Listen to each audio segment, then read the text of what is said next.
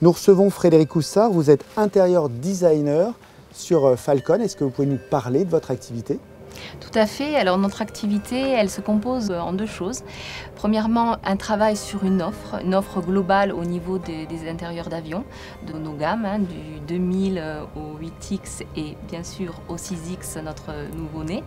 Donc c'est une offre worldwide. Donc l'intérêt de cette offre-là, c'est d'aller au-delà de la décoration d'une cabine pour un client, c'est-à-dire lui proposer une offre intelligente.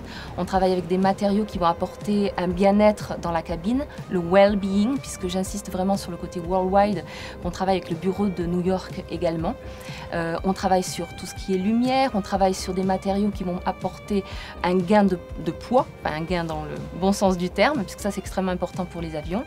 Des touchés intéressants, parce que ça au niveau du design sensoriel, ce que l'on fait ici chez Dassault, c'est extrêmement important pour nos clients, puisqu'il faut savoir quand même que parfois l'avion est un endroit anxiogène et apporter ce bien-être est essentiel. Puis on travaille aussi sur tout ce qui est lumière. On intervient d'une certaine façon sur ce qu'on appelle le jet lag, donc le décalage horaire.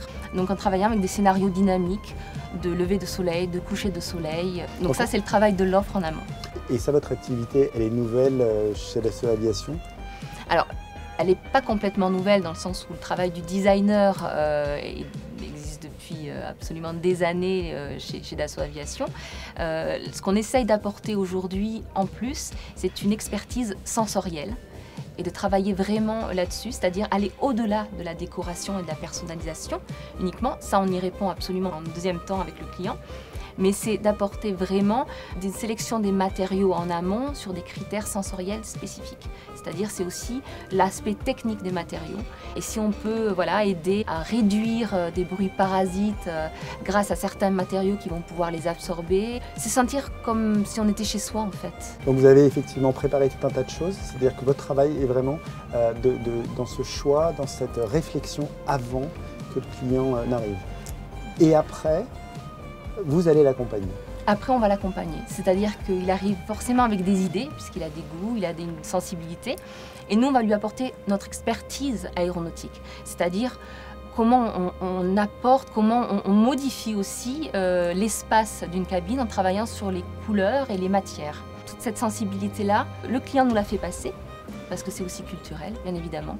Et nous, on va essayer de la traduire en cabine.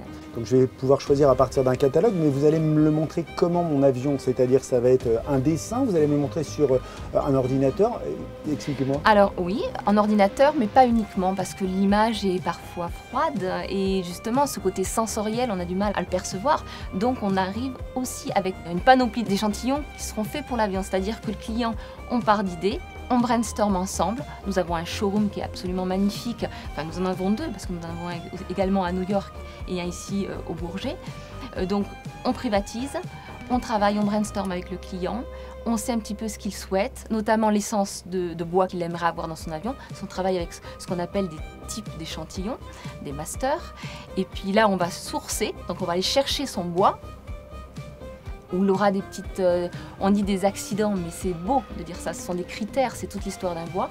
On sait que par exemple, il a une préférence pour du noyer, avec une certaine coupe qui donne des dessins particuliers. On va aller chercher ce noyer, on va lancer des échantillons qui sont faits aux États-Unis, des échantillons finis, c'est-à-dire s'il choisit un vernis brillant ou un vernis mat, ça change quand même l'impression du bois.